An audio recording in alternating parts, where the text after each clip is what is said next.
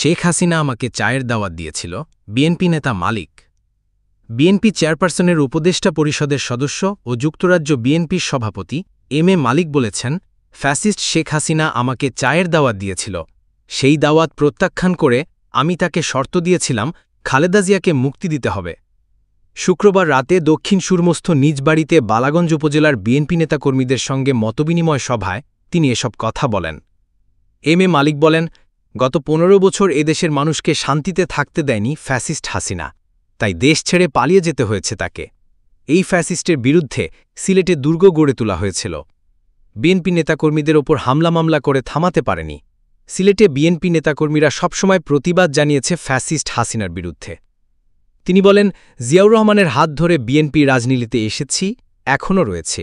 যখন যুক্তরাজ্যে ছিলাম তখন দেশের স্বার্থে প্রতি সোম ও বুধবার ব্রিটিশ পার্লামেন্টের সামনে বছরের পর বছর আন্দোলন করেছি।